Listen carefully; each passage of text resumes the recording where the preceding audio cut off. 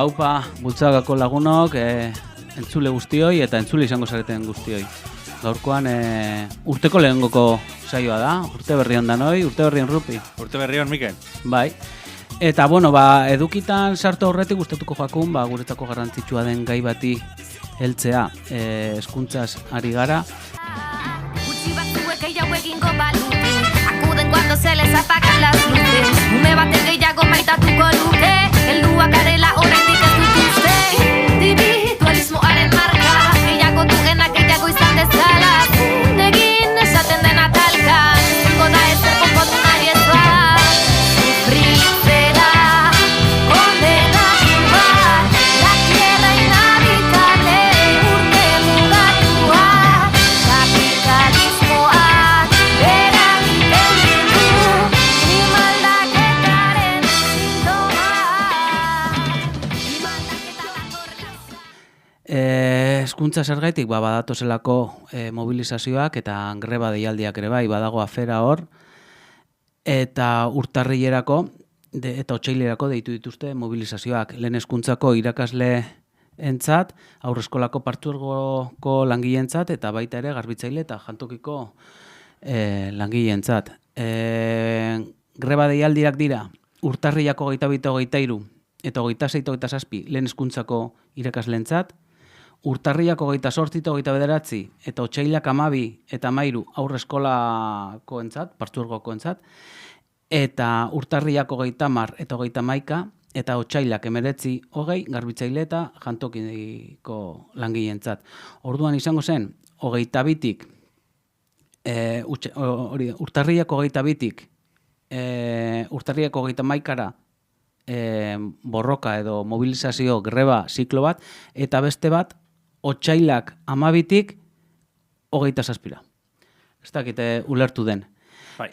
Dira bi eguneko grebak, 22-23, 28-30, eta zergaitik greba hauek, esan behar da hezkuntzan aldaketak egon direla, administrazioan aldaketak egon direla, hor buruzagitzan aldaketak egon direla, baina benetan ez dira egon aldaketak lan baldintzetan. Ez dira egon hober aldaketak. Okerrera goaz, ez? Bai. Adibidez, hitzarmena, hezkuntzako langileon hitzarmena 2010tik ez da negoziatu eta bertan dago, Eta uste dut 2009tik dala garbitzaileena, eta argi dago hezkuntza publikoko langileen lan baldintzak hobetu behar direla. Eta ez bakarrik langileentzako, baizik hezkuntza, gu nahi dugulako hezkuntza kalitatezkoa, ezta? Eta mobilizazio honek nahi duena da, jarri lehen esan dugun bezala, hezkuntza publikoaren apostua eta hezkuntza publikoa erdigunean jartzea. Ze gaur egun horiek ez daude bermatuta eta ez dira garatzen politika. Esken ibero nago gai horrekin, ze gertutik ikusten dudanani, da azkenean lan karga areagotu dela, batez ere, lan administratiboekin. Eta burokratikoak, lan karga administratiboak, burokratikoak. Eta goratu behar dugu, Eusko Jaurlaritzak baduela lan poltsa bat 8.000 pertsonekin administratibo jardun nahi dutenak. Eta hau da puntu bat ere bai, eskatzen dana. Irakurriko ditugu puntuak, labur bilduz, apurtxo bat, kokatzeko nondik norakoak diren greba honen oinarriak, baina gazte berritze planak ere, hori eskatzen dau, ordezkapenak ere, ordezkoen lan baldintzak ere, hobetzea eskatzen dau. Beste puntua da, lan sama arintzea, bai? Gero eta lan gehiago daukagu, baina gero eta baliabide pertsonal gutxiago, bai? Erosalmena ere berreskuratzeko eskatzen da, bai? Lizentziak eta baimenak hobetzea, bai? eta baita ere enplegua egonkortzea eta enplegua bermatzea, ez? Hau lan baldintzen prekarizazioa eskoletan agerikoa da, eta ni hezkuntza publikoko irakasle edo hezitzaile bezala lanean dihardut, eta hori ikusten da. Baliabide pertsonalak beharrezkoak direnak gero eta urriagoak dira, eta eskolan hori eskolako kalitatean eta hezkuntzaren kalitatean zuzenean nabaritzen da. Ez dakit, baina langileok ezin gara biderkatu, ez? Osa, lan administratiboa egiten basabitz ezin duzu beste lan bat behar den kalitatearekin egin. Osea, hori... Bai, eta esan duzun bezala, badagoenean nolan estali eta badaudenean baldintza medioak hortarako, ez? Hau, nik uste dudala, utzi itxasontzia ondoratzen, edo utzi osasunean bezala, Bai, nahi dute, azkenean, norbaitek bitarteak baditu, ordain dezala konzertada, orain esan dutela, doainik dela, baina hori da gezur galanta, azkenean kuotak eskutuan kobratzen jarratzen dituzte, lehenkoan ibili ginen komentatzen, Arabako eskolako baten zuzendari, ez dugu aipatuko ze eskolakoarekin, baina berak publikoa, eta berak komentatzen zuen, zelan, herri bereko ikastolan, eskutuan bada ere jarraitzen dutela kuotak kobratzen, eta hori auditatu behar zen, baina azkenean ez da auditatzen, eta hori da joera, ez? El que pueda que salve su culo. Eta orain, karo, kontzentratuei ordaindu zeien dirutza, ez? Milioiak ordaindu zeien. Orain, ez, parekatu dira soldatak, baina lan baldintzak nolakoak diren, zen ni flipatzen nabil, gero, beti ez, ikusten duzu prentzan zelan, deslizatzen dituzten gauza batzuk, badaude ez dakizen bat eskola, ez dakizen batume daudela klaseko, ez? Ja oso baju, ez? Ez dut aipatzen duztuko gaztolan ratioak gainetik pasatuta daudela, 23 ume klaseko, eta duztuko eskola publikoan nik ikasi nuela bertan, daudela 13 ume, ez? Baina, karo, joera da, orain nahi dutela, ez? Eskolak fusionatu. Batzuk iragarrita daude, beste batzuk ez, baina, aurten, aurrezkuntzan elkarbanatzen dute patioa duztuko gastola eta duztuko eskola publikoa, eta hori nik egiten dut, beti, dakidan buruz, ez? Baina, fijo, 1000 adibide eukiko dituzuela gertu, eta hor, zer gertatuko da? Zuk komentatu duzu ordezkoen lana, ez? Hor ez dira ordezkoak egongo, azkenean fusionatzen direnean eskolak, finkoak baino ez dutela lan egingo, zer gertatuko da? Jantokikoak kalera joango direla, garbitzaileak ere joango direla kalera, erdiaren zati bat edo erdia joango dela kalera, ze azkenean dira matematikak, ez? Orain, bi eskola ez badaude eta bakarra badago, eventualeak edo oso lana bermatuta ez daudenak, kalera joango dira, ez? Eta hori da zerbitzuaren kalterako, ez? Gero, mucho Finlandia, mucho Noruega, baina, konparatzen gara gero Espainiakoarekin eta gero begiratzen diogu iparraldekoari. Baina nik hori azken finean zerbitzu publiko bat eta merkantilizatzen dugu, ez? Zuk esan duzuna matematika dira, eta honek egiten duena da langilegoari ohitzea lan egiten baldintza batzuetan, ez? Ohitzen gara baldintza konkretu batzuetan direla prekarioak, eta horrekin konformatu behar zara, eta tragatu behar duzu. Noiz esan alde zentzuk, eskuntzeko gastu, eskuntza ez da gastu, eskuntza da inbertsioa. Bai? Eta, argi dago, eskuntza publikoaren aldeko apostua ez dela integrala. Gero, gauza bat azten jaku, euskararen inguruan, esaten dugu, ez? Eskola publikoak ez du euskalduntzen. Eskola publikoa euskalduntzen duena ikastolak dira, bai? Hortarako ere bai da greba hau, ez? Euskara plan bat garatzea importantea da, ze gaur egun ereduak ez dakit euskalduntzen duen, baina ziur nago Ediz Bilbon, hitz egiten dugu gure esperientzekin, ni nau ziur, ez dakit, eskola publikoak gaur egun ez duela euskaldutzen ahalko zuen beste.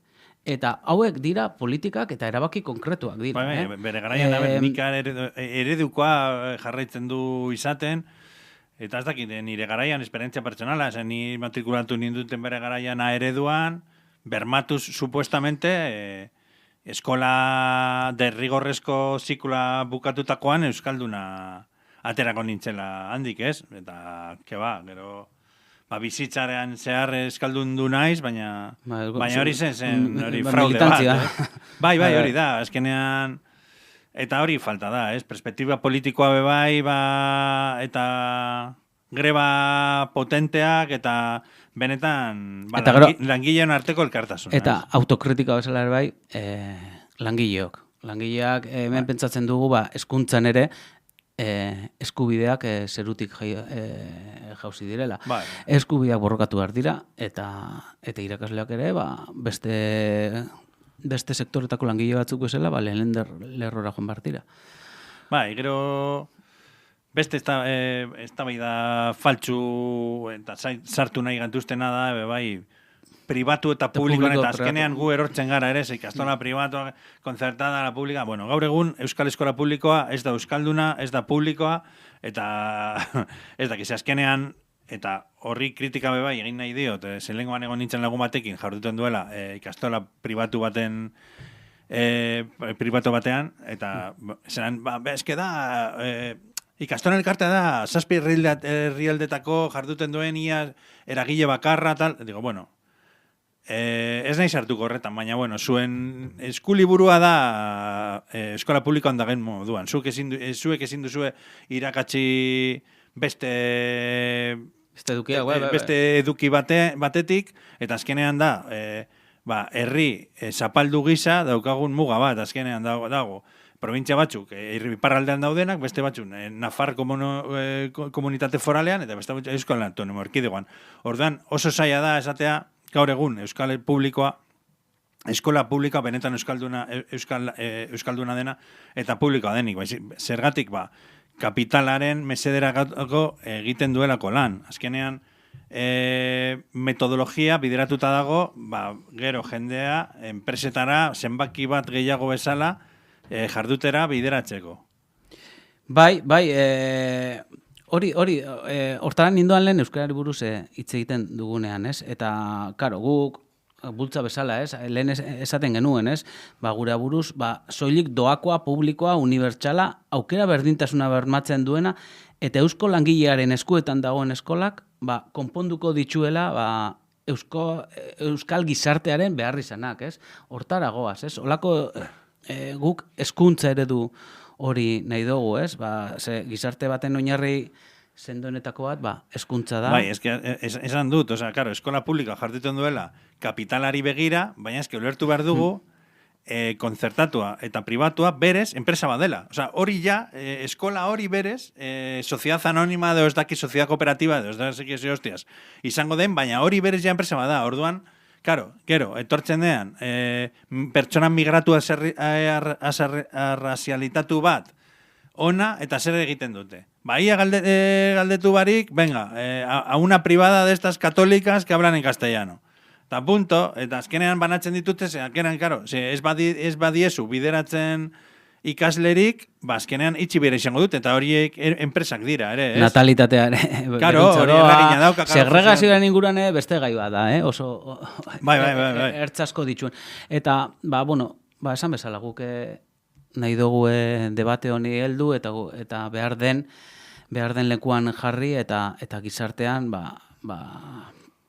gerian ustea hemen borroka badagoela, eta hezkuntzak behar du bezalako duen garrantzia jartzea, ezta? Bueno, zer, onaino editoriala? Bai, eta joango gara, greba eta ala mobilizazioak dauden aurrera doazen jenean, irtengo gara gure irakurketarekin, ez dakigu oraindik guk mobilizazio propioak babestuko ditugu sindikatuenak, gure diskurtso propioarekin, ez dakigu gai izango garen lehenko moduan gu bakarri konbokatzeko, baina bueno... Ez dakigu ze formatutan izango di mobilizazioa, bakarri dizkigu greba egunak. Ikusgarritasuna emango diogu gure irakurketari, azkenean hori. eskola publikoa langile klasearen mesederako egon behar du, eta horrek da bermatzen duena la igualdad de oportunidades, ez? Bai, esaten genuen, ez? Egungo hezkuntza sistema ez dadin betikotu sistema honen hezkuntzan. Horrekin bukatzen genuen aurreko irakurketa, eta, hori. Bale, Bueno, eta orain Bilboko GKS-eko bi kiderekin gatozkizue, haupa Amaren, Aupa Arratsaldeon. haupa Neko. Bueno, badagolako konbokatoria bat Bilbon, urtararen 25ean, gerra eta fasismoaren aurkakoa. Zer dela eta konbokatzen duzuela Mania? Bai, urtarriak 25ean Bilbon eta Iruñan ere deitu duguzan mobilizazioak deitzearen atzean dagoan arrazoia koiuntura politikoari eta ekonomikoari erantzuten dio. Koiuntura honetan bi arazo serio identifikatu duguz. Alde batetik Europako oligarkia eta mendebaldeko bloke politikoaren agenda estrategikoa jarraitzen ari dan bidea, gerrara eta austeritatera garamatzana, eta bestalde Europa osoan zabaltzen ari dan fasismo berri bat. Europa eta mundu mailako kontuak urrenekoak irudit ere, Euskal Herria, Europar Batasunan eta mendebaldeko bloke imperialista horren barruan dagoan enean, hemen ere eragin handia daukie arazo hauek. Eta bereziki bi gertakari hauek, gerraren auzia zein fasismoan auzia, langile klasean interesen aurka egiten da bete-betean geure ustez. Eta oligarkiaren agenda belizista eta fasismo berria normalizatzeak edo zuzenean aurre ez egiteak egoera are okerragoan utziko luke langileria, geure ustez, bai politikoki, bai ekonomikoki ere. Langileriaren bizi baldintzen okertzea, jendartearen eta antolatutako taldeen eskubide politikoen urraketa, murrizketa, edota ideologia rasistaren eta matxisten edapena, horren adibide argiak izan daitezke.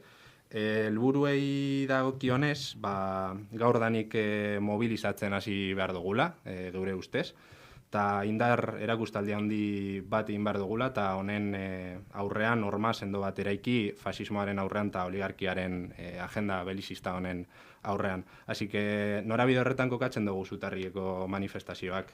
Milaka gazte kalera atara behar dugu eta mezu argi bat adierazi. Gazte eta ez horren gazte, Bueno, bai, gomidatuta zauzio, Vale. Mezu argi bate adierazi behar dugula. Oligarkiaren agenda belizista eta fasismoa defendatzen daen pertsonen aurrean, aurrean izango garela. Bai, Maniaren prestaketan bebai ikusi ditugu aurkezpenak Bilboko auzoetatik eta aurkezpenak egon dira, ze temperatura hartzen diozu Bilboko gazteriari? Bai, hilabete daramaguia lanean, mobilizazioa publikoa egin zanetik. Eta, Euskal Herriko txoko guztitan egin dugu aurkezpena, da. Alde batetik mobilizazioaren behar azpimarratzeko, eta bestetik ere mobilizazioaren atzean dagoan irakurketa plazaratzeko, baino ere jende berria kanpaina honetarako lanetara integratzeko, eta honen inguruko kezka berezi bat euki dezaketenak, gugaz kanpaina horrela ataratzeko, lanean aritzeko. Eta horren arira, azken hilabetean, lan handia egin dugu. Kaletan, agitazioaren bitartez, GKS-ek egin dauzan Euskal Herriko herri eta auzo ezberdinetan aurkezpen eta asambladak, HKS-eren partetik egin zan itxaldiaren bitartez ere, edo IAK orain dabiala ikastetxetan eta formakuntza profesionaleko zentrutan aurkezpenak egiten ere. Eta Bilbon zehazki, abenduak 20an egin genduzan lehenengo aurkezpenak, 5 auzotan, oso valorazio positiboa atara duguna haietatik, kontaktu berriak lotu dituguz, lehen esan doan bezala kezka hori daukienak, eta lanean integratu dira, eta horren arira ere Pasan astean, urtarrilak 10 asteburu horretan, jarraitu dugu, bigarren txanda bat iten, asamblei dagokionez, eta ja, mobilizazioa bi aste barru dekogu, eta dekogun lan guztia, azken zertxelak ematen eta hori. Bai, emaitzak ikusteko gogarekin. Hilana biziko gauza da gazteentzat, azkenean, yo me libre de la mire por mi evidente discapacidad, no? Baina, entzuten da zerbitzu militarra jarri nahi dutela berriro, nahi tanei eskoa, orduan, nik ez nuke brometan hartuko, naiz eta batxutan brometan ibili, eta, oso gauza... Eta segurtasun legea aldatu da bela. Bai, mobilización y tal, benetan egoera, kezkagarria da, guk bai, hemendik deitzen dugu mobilizazioera, eta mobilizatzera, eta, maren, bestetik gero kanpainan zehar, gu fijatzen ari garela, eta, saretan ibiltzen garela, eta bai, hartu man horretan bai jekaseko kidekin, eta, bai ikusi dugu lehendabiziz, Frente Obreroko buru izagiaren aurpegia karteletan. Zer dela eta? Guk horrekin agerian utzi nahi genuena da, gaur egun fasismoak forma ezberdinak hartze dituela, eta horietako bat dela fasismo ideologikoa, que se traduce muchas veces sare sozialetakoa.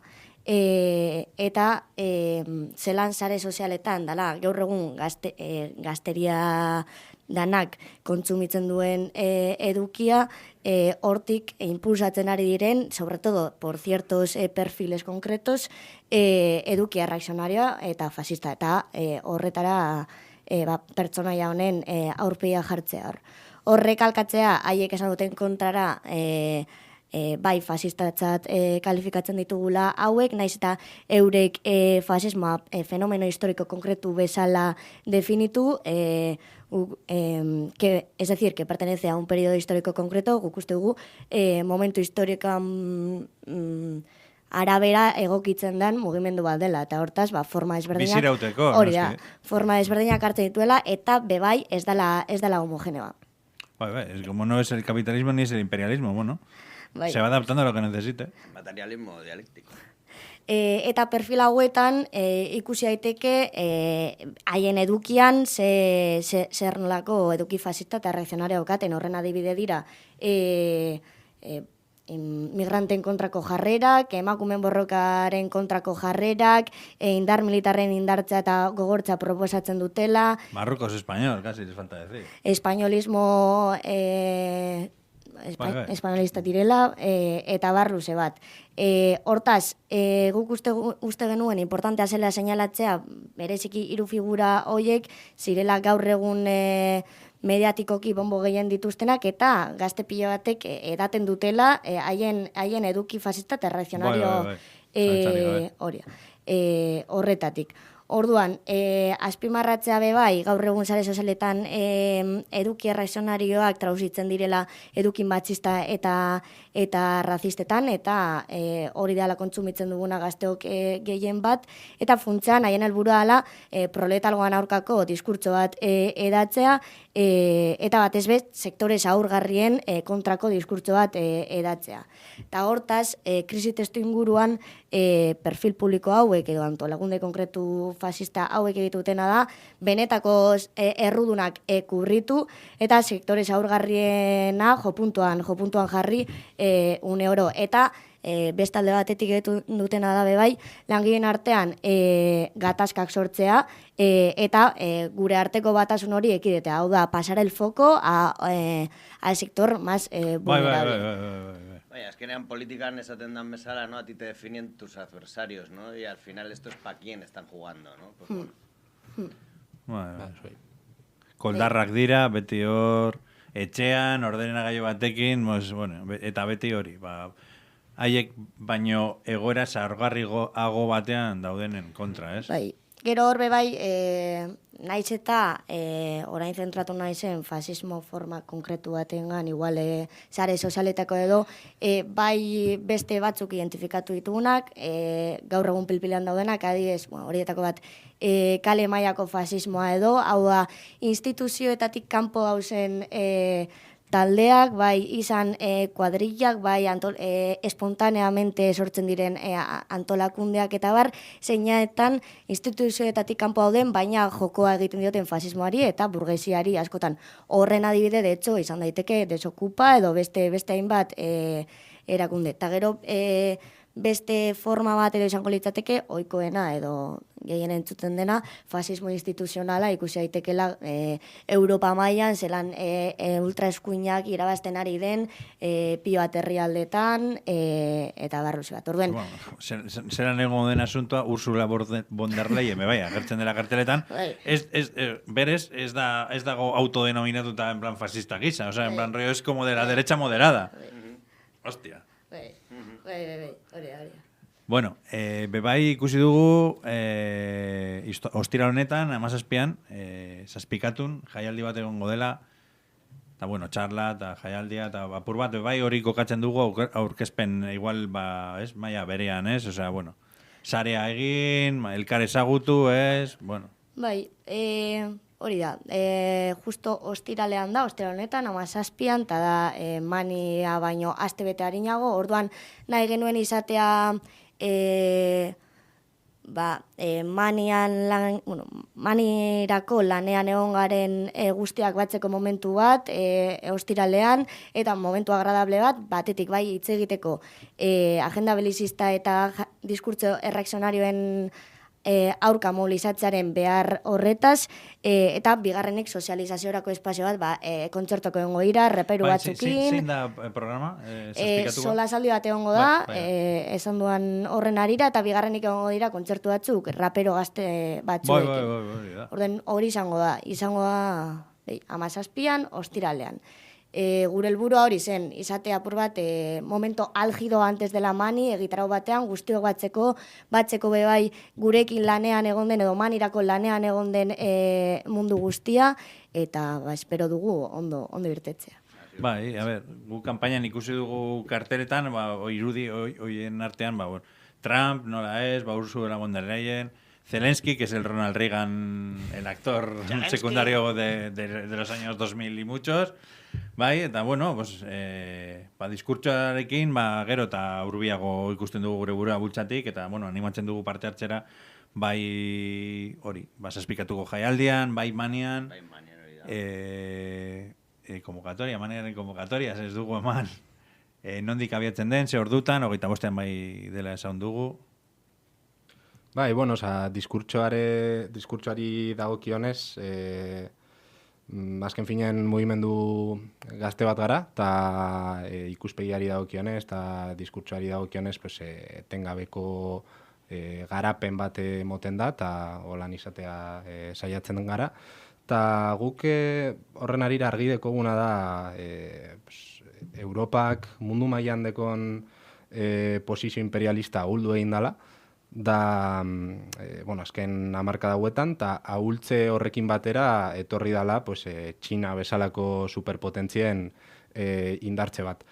Eta, gaur egun, ekoizpen kapitalistaren krisi baten testu inguruan, Europako oligarkiak gerraren aldeko autua egin dauala, eta azken finean bere posizio ekonomikoa eta militarra hobetzen saiatzeko. Eta agenda horrek dauzkan bi ezaugarri nagusiak, uste lehen aipatu da zalabe, gerraen aldeko apostua da, eta gerraen aldeko apostua egiteko austeritatearen aldeko apostu hori. Oindala gitxe atara zan barri bat Rute, Herberetako presidente izan dakoa, oin Naton dabilana, esaten,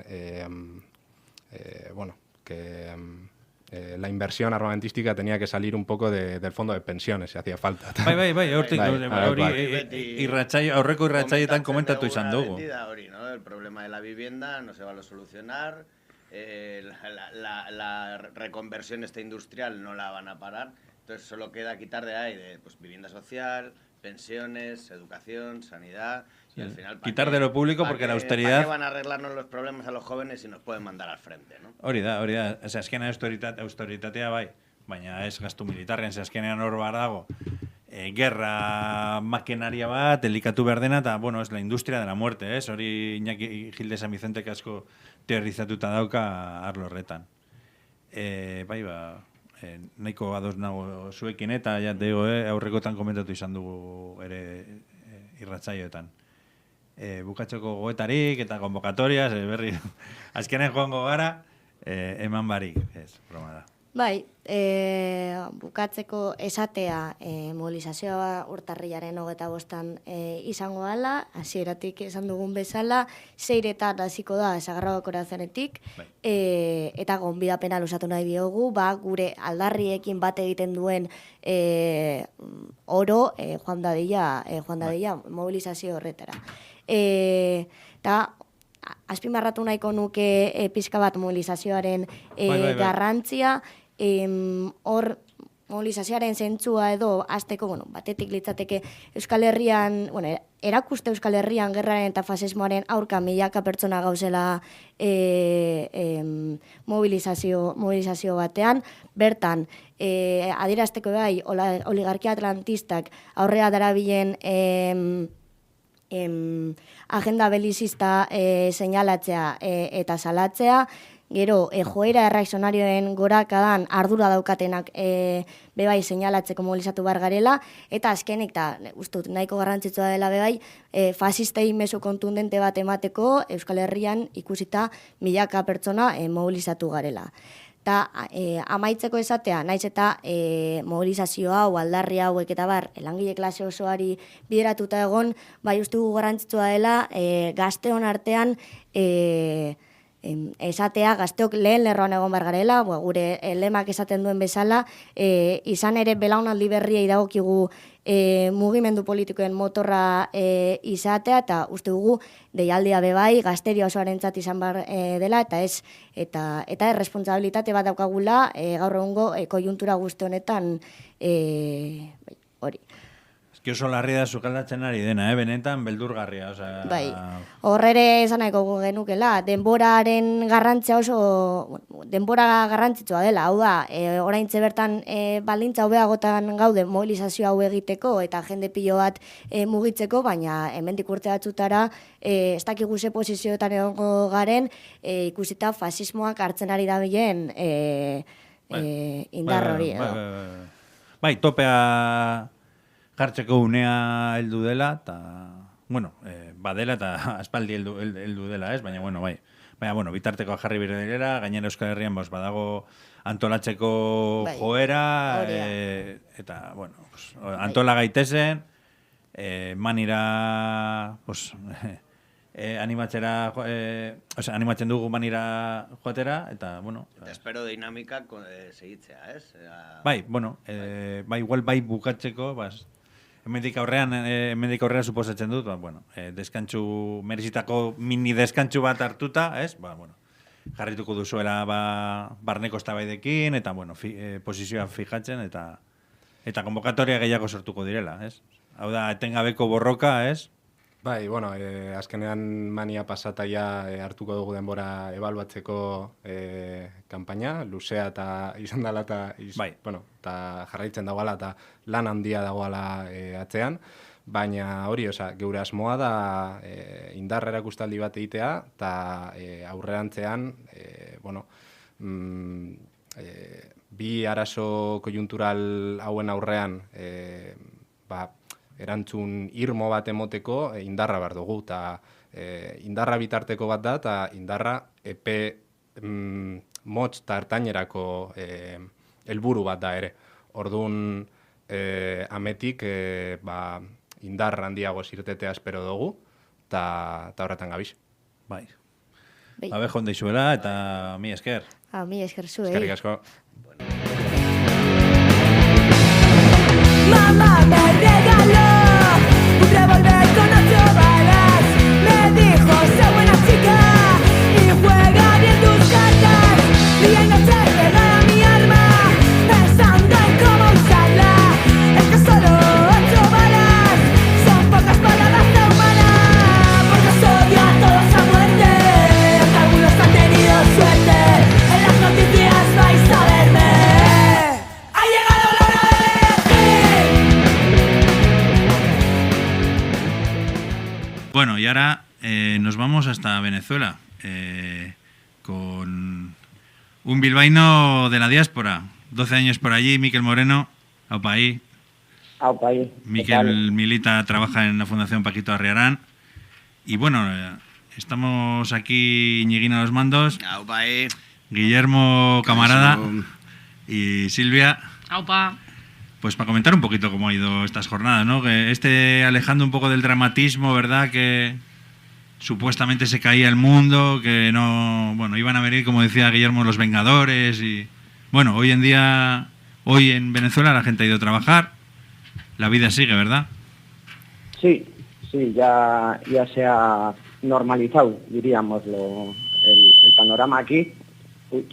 Se ha normalizado, la gente ha vuelto va volviendo poco a poco a su vida normal, porque, bueno, ya empezando desde primeros de enero ya empezaban las mentiras de siempre. Había dos anormalidades que venían, una era, que llegaba el día 10 y prometían que la oposición, que iba a venir el mundo con los presidentes, no se sabía muy bien cuál era el plan. Y eso era la primera anormalidad. Y la segunda era, que no es tan anormal, que es el principio de año, y Caracas hasta mediados de enero o así no vuelve la gente a la vida normal, mucho al trabajo, los sitios están cerrados. Pero bueno, pues la primera mentira del año fue esa.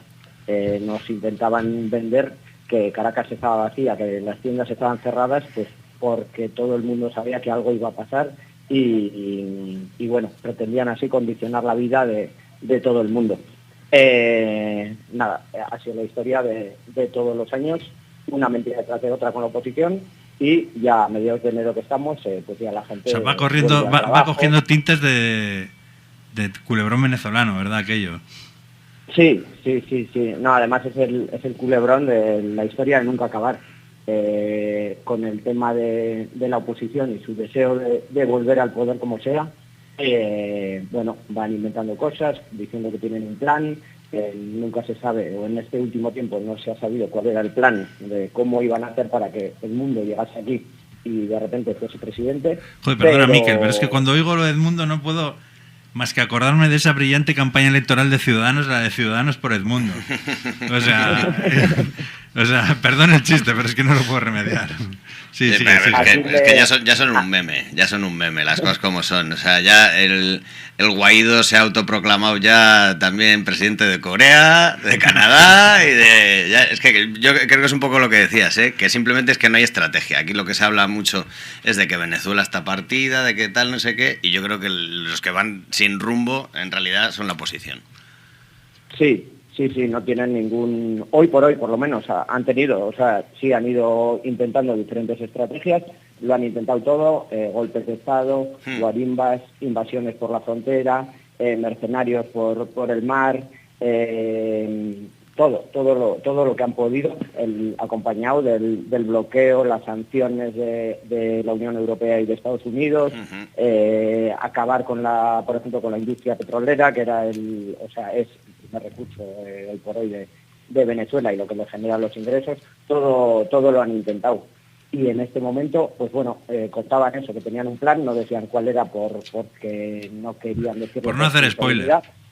Eso es, pero se veía que no, que realmente esta vez no tenían plan para este momento, o no nos lo ha mostrado todavía. El plan, desde luego, si era ha sido un fracaso absoluto, una vez más. El mundo, creo que el mundo aquí se le pone el alias, el mote de inmundo. El mundo queda para el chiste, de momento, para el meme, como quedó Guaidó, como han ido quedando tantos otros. María Corina también, ella en sí misma es un meme.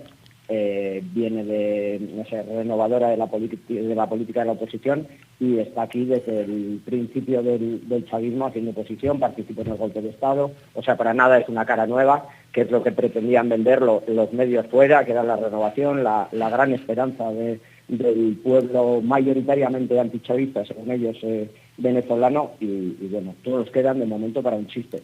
Pero sí, tal vez si tengan un plan y nos lo irán mostrando o seguirán intentándolo con otros yo planes. entiendo que van a hacer un poco, perseverar en lo que más o menos lleva funcionando en América Latina, ¿no?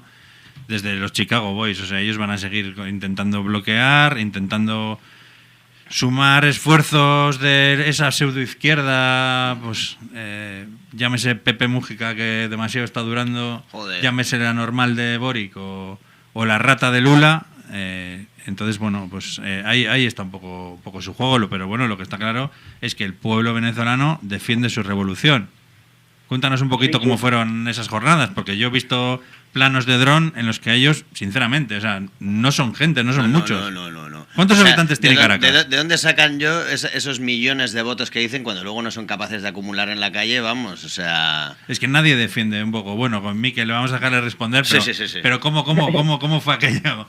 ¿No? Pues un pueblo vivo frente a 4... No sé. Sí, no salieron a marchar, no salieron a nada, llevan sin salir tiempo, salieron un poquito después de las elecciones, asesinaron a 25 personas en 24, en 48 horas, a 25 digo, que igual fueron más o menos, no quiero olvidarme ninguno, pero la mayoría de ellos chavistas, policías, militares, y desde entonces no han vuelto a salir. Han convocado marchas, las convocaban internacionalmente y yo creo que salía más gente en Madrid. Por ejemplo. Yo la de Madrid no la vi. Aquí en Bilbao también se juntaron. Pero aquí se han juntado muy poquitos porque me pilló a mí en el teatro con mi familia, fíjate, que salía a fumar, todavía fumaba yo, y salí ahí a fumarme un piticli y nada, y eran 4 y el del tambor. En Madrid, sin embargo, sí que hay mucha gusanera, mucho millonario y mucho tal, que van ahí todos con Ayuso a topper. Pero aquí yo te digo que eran 20. Sí, no han conseguido. Desde ese momento ha ido bajando su nivel de movilización. Aquí en Venezuela muy poquito. Convocaron una movilización, no sé qué era, a principios de diciembre, que sabían que se iban a pintar la boca de rojo, luego se iban a poner la mano, no sé, una payasada que inventaron. Y yo revisé en Twitter un poquito las imágenes que retuiteaba María Corina o que retuiteaban las cuentas de la oposición que están creadas para esto y sacaban fotos y bueno, pues sí, que sacaban en Tokio han estado 5, en no sé qué 15. En Bilbao hubo bastante gente comparado con lo que hubo en otros sitios ese día, fue a principios de diciembre, no me acuerdo. Sí, aquí somos vanguardia siempre. En Caracas y en Venezuela no salió nadie. Sí, eran muy poquitos, pero bueno, en nuestro plan no eran pues marchas festivas, ¿no? Con conciertos, un pueblo en la calle. ¿Cómo se ha vivido, no? Porque entiendo que habría una tensión que se transformaría en una verdadera alegría porque nadie quiere un derramamiento de sangre y que era lo que estaba buscando esa gente, ¿verdad? Sí, eso es lo que busca la oposición, tal vez para justificar una intervención o tal vez solo para que haya muertos y ellos aprovecharlo a su manera. Pero sí, bueno, antes del 9, que era el día, la juramentación era el 10, antes del 9 había esa tensión con el plan desconocido que no se sabía qué era lo que iba a ocurrir. La oposición intentando hacer ver que el chavismo no existe, o sea, no quedan chavistas en este país. Si cierras los ojos Sí. Pero al no saber el plan, pues había esa tensión de qué iba a pasar. El día 9, en movilizaciones del chavismo y de la oposición sale, por lo menos en Caracas, donde vivo yo, un poquito en la mañana, pero tampoco mucha gente. Para el mediodía estaban ya retirándose y el chavismo convoca una marcha potente de unos, no sé si eran 8, 9, 7 kilómetros, desde Petare, que está al este de Caracas, hasta lo que sería el Chacaíto, que es como el límite entre, a veces cuando lo dividen Caracas entre oeste, que es el chavista, y este, que es el opositor, aunque no es así 100%, lógicamente, pero bueno, pues más o menos hasta donde se unen las dos ciudades. La marcha del chavismo pues fue masiva, con alegría, música y eso, como marcha siempre. La marcha de la oposición minoritaria, intentan calentarla ese día con fake news desde la mañana a mediodía, pues como la detención de María Corina Machado, que era mentira. Intentan que así se cree un poco de caos o no sé, sí que es lo que decíamos, que haya muertos, que haya ataques, pero no sirvió. Los medios, por supuesto, yo leí allá en medios públicos y privados pues de Euskal Herria, pues que la oposición había sacado al chavismo de las calles, que el chavismo no había aparecido. Bueno, mentira absoluta, no hay más que ver el momento en que María Corina Machado sale en su movilización, hay una toma que se saca desde arriba y había bien poquita gente, y se supone que, bueno, que ella esperaría al momento más importante de su movilización para salir. Sí, era como la entrada estrella. Eso es. Se quería marcar un Puigdemont en toda regla.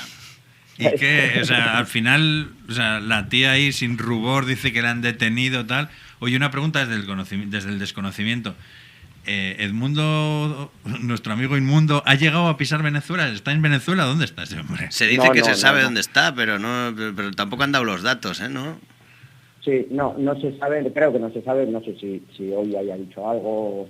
Él anunciaba eso, que al día siguiente, todavía ese día, el día 9, seguía diciendo que iba a venir a Venezuela, rodeado de todos los expresidentes, esos que la mitad están de Jimmy Carter. Sí. No, presidentes, eso, los peores de la historia reciente de Latinoamérica. Algunos muy famosos de Colombia también, sí. Sí, el Uribe por ahí andaba, ¿no? Otro vasco. Bueno, allá que nos metéis aquí a Uribe, ya está Chusma con raíces vascas, que la diáspora vasca, que ¿por dónde se sitúa? Entiendo que es muy amplia, entiendo que vosotros estáis en el movimiento popular, pero bueno, también hay otros en las Euskal Etxeak. Bueno, ¿cómo? No sé si ha aparecido también Ana Sagasti con El Mundo, pero hemos visto algún empresario por ahí que da mucho asco. Pero la diáspora, ¿cómo está jugando en este...? Mayoritariamente el centro vasco, Euskal Etxea, aquí en Venezuela, lo que es la diáspora vasca, es opositora y amplia. Los que conozco, tampoco conozco a demasiados, porque al final pues no me junto con opositores, a no ser que por algún motivo X. A no ser que sepa pegarlos, ¿no? No, son golpistas y estarían gran parte de ellos deseando que hombre, ellos habrán ido ahí a hacer dinero al extractivismo más puro y al saqueo, vamos, que es lo que llevan haciendo ahí unos siglos, vamos. Sí, la diáspora vasca, gran parte de ella, se movía aquí en migración después de la guerra civil, años 50, etcétera. Estaba haciendo dinero, estaban muchos en el negocio, los negocios que había alrededor del petróleo, y cuando llegó Chávez y democratizó ese petróleo, hizo que llegasen esos beneficios a más gente, pues a esa gente que manejaba el negocio antes le tocó el bolsillo y se volvieron opositores totales, vamos. Vaya tela. Bueno, entrando en algún tema igual un pelín más serio, y siendo conscientes de que, mira, pues a Siria no le piden las actas, a Zelensky no le están pidiendo las actas tampoco. Pero porque además no hay ni elecciones. No hay ni elecciones. Bueno, ¿cómo vemos? Porque vemos también, ¿no?, que el Partido Comunista de Venezuela sí que parece que, está haciendo una serie de publicaciones. Oye, desde aquí, que estamos muy lejos, totalmente legítimas, bueno, ¿cómo se está viviendo el tema allí?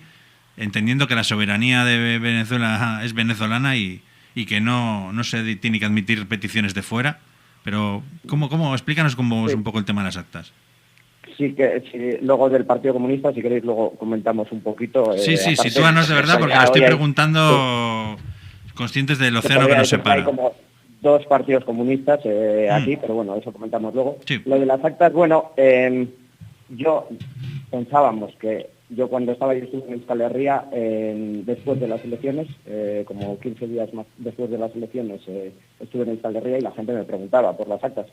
Creía que se iban a presentar, pero bueno, al final lo que el gobierno decidió, en vista de los problemas que hubo en las elecciones, el hackeo que sufrió el CNE, el conflicto que había entre unos partidos que decían que habían ganado unos y otros que decían que habían ganado otros, lo que se hizo es acudir al Tribunal Supremo, cada partido con las actas que tenía, y el Tribunal Supremo, que es la máxima instancia para una decisión de estas, lo marca la ley así, o sea, en realidad en un proceso normal tendría que haber sido el Consejo Nacional Electoral el que mostrase las actas, pero bueno, se acudió al Tribunal Supremo para tratar de calmar la situación y el Tribunal Supremo, pues revisando las alegaciones de todos los partidos que se presentaron, que por cierto, Mundo, que decía que tenía sus actas, no fue y después de eso se marchó del país, el Tribunal Supremo decidió, revisando todo,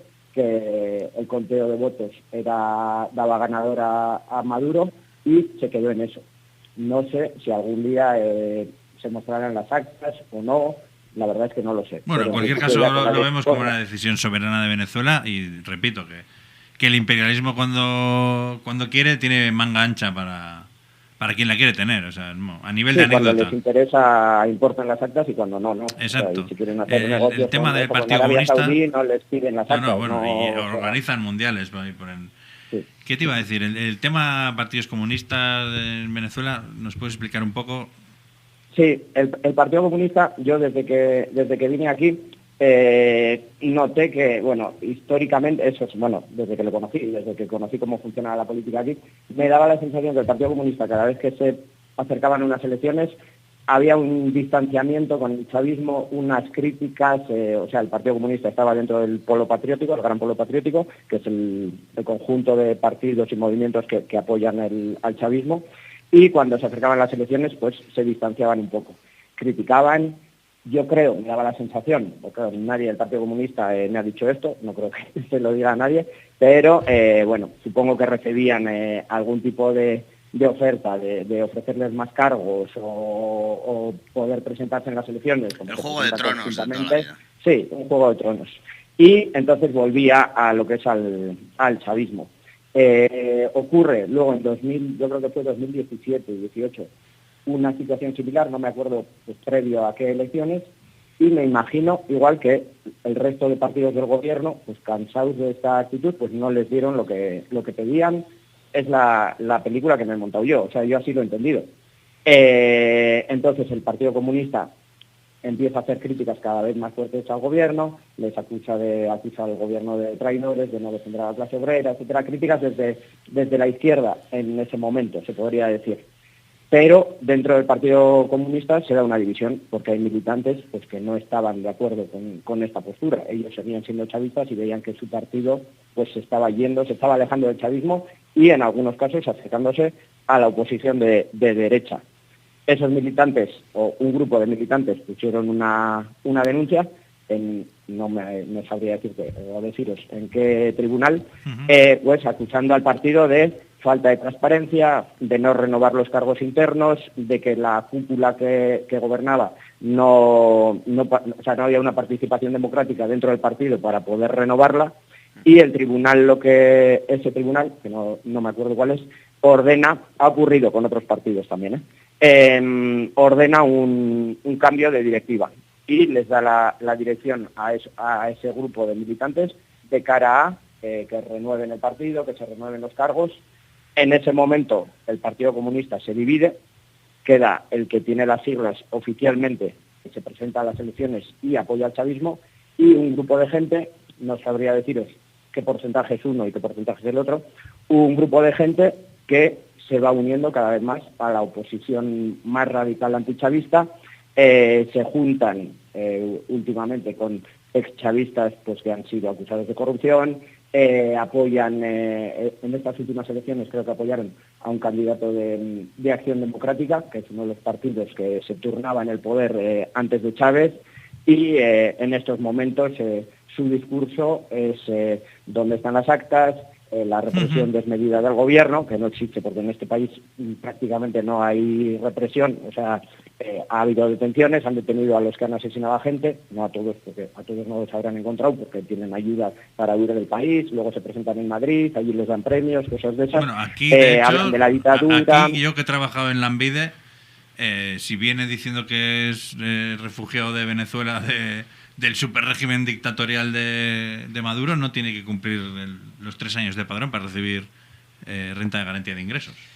Sí, claro, han tenido migrantes venezolanos que piden el asilo político o refugio político, no sé cuál es el término exacto, se saltan todas las vías de migración, fascistas de Europa, pero tienen el beneficio de que les tramitan ese refugio. Creo que finalmente no se lo suelen dar a casi ninguno, exceptuando a los grandes líderes de la oposición de extrema derecha de aquí, pero en ese trámite van cumpliendo los años que necesitan para estar allí y luego ya solo necesitan solicitar la residencia y quedarse si quieren. Así es como creo que está funcionando allí el tema con la migración venezolana. Sí. Con quien denuncia que es un perseguido, etcétera, no creo que necesiten muchas pruebas para que les den al final una historia está claro. A cualquiera a ver, otra cosa, y mezclándonos con este tema. Bueno, le acusan a Venezuela de dictadura, pero por elecciones no va a ser, ¿verdad? O sea, creo que es un país donde casi vivís en un clima electoral, postelectoral y preelectoral permanente. Continuo. Es, además, bueno, por otro lado, no les suele gustar aquí organizar allí desde la Euskal Herria, ¿sabes? Española, a veces se juntan, se coincide que en fechas va a haber a las juntas y a municipales, pues se juntan las elecciones. Aquí les gusta hacerlo por separado, entonces siempre es un clima electoral. Este año ya... Con lo que me molan a mí las encuestas. Las de Tezanos, Con lo que me gustan a mí las encuestas electorales, lo que disfruto yo los conteos de votos. Tengo que ir a Venezuela. A mí que nunca me ha tocado mesa, allí me habría tocado 3 o 4 veces igual, ¿no? Aquí seguro. ¿Cómo va el tema allí? ¿Qué elecciones hay ahora? En este año va a haber 9, 10, 11 elecciones, no estoy seguro. Las grandes, las que ha habido siempre, son gobernaciones, renovación de la Asamblea Nacional, no sé si toque alcaldías también este año, pero luego aparte se han empezado aquí a hacer unas elecciones populares directas para, a través de los consejos comunales y las comunas, decidir los proyectos locales que financia el gobierno. Entonces ahora en enero ya hemos tenido 2 o 3 procesos de esos este último año y ahora este año en enero, creo que el 26, 27, no sé cómo cae el domingo, hay otro más y en esos se presenta en cada comuna en todo el país, o sea, es una elección nacional, pero cada comuna presenta los proyectos prioritarios según la opinión de los distintos consejos comunales y se vota cuáles de ellos son los que van a ser financiados por el gobierno. Fíjate Entonces, tú. de esas, ahora se van a hacer una elección cada 2 o 3 meses, más a eso se le suma las otras, las que serían políticas. En diciembre también hubo unas elecciones para una figura que se ha creado, bueno, estaba creada, pero se está intentando reforzar, que son los jueces de paz. En cada comuna se han elegido 3 jueces de paz más otros 3 suplentes, que son los que van a resolver pues, conflictos locales, suplentes por si los matan, ¿no? A ver, pero, fíjate tú. Diri. No, que estaba alucinando, pero no se les acusa de dictadura y sin embargo hasta las partidas presupuestarias se votan, ¿no? Que yo entiendo que si se hiciera aquí, pues habría mogollón de megaproyectos que se le caerían al PNV y a toda esta chusma. Y fíjate, ¿no? Allí al final, no sé, es 12 meses, 12 elecciones, ¿no? Sí. pero bueno, no sé, me parece... No sé, yo ese sistema no lo conocía y bueno... Otra cosa y ya para ir terminando. Bueno, aparte de las elecciones, de todo el proceso popular, Vale, Guillermo también luego te preguntará algo, o sea que esto puede ser la anteúltima. También se ha organizado el Encuentro Internacional Antifascista, porque se intenta estructurar un movimiento antifascista internacional, que bueno, que llevan 2 reuniones que sepamos en Caracas y bueno, quería saber si habéis tomado parte, Paquito Arriarán, cómo lo habéis visto. Hoy he leído las conclusiones en Resumen Latinoamericano, a los que mandamos un saludo. Pero bueno, ¿cómo ves esa iniciativa? Sí, nosotros como colectivo no hemos participado, pero sí estamos cerca del resto de colectivos que han estado participando, movimientos del ALBA, etcétera. Aparte, bueno, pues hemos estado con los compas vascos y vascas que han venido. Al final se ha estructurado, ha habido reuniones dentro de esta internacional antifascista de colectivos juveniles, de partidos políticos, de diferentes sectores. Y bueno, ahí hemos estado apoyando en lo que hemos podido. Estamos en contacto en Euskal Herria con los que han venido aquí y allí están tratando de organizar o de darle forma a ese movimiento que esperemos que, bueno, empiece a andar y empiece a dar resultados. Al final es un momento importante en ese sentido, en la lucha antifascista, pues por la coyuntura mundial que se ve.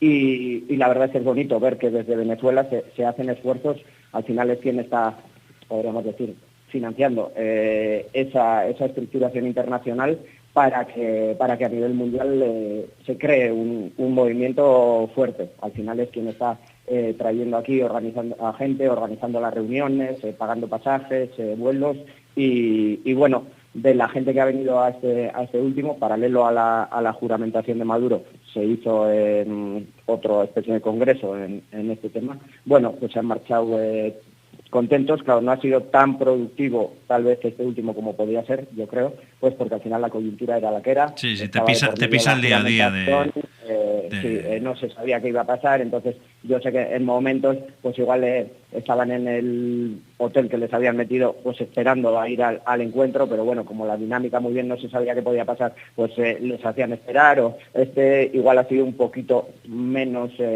productivo o intenso que otros, pero yo creo que es bonito el intento. A ver, Guillermo, camarada.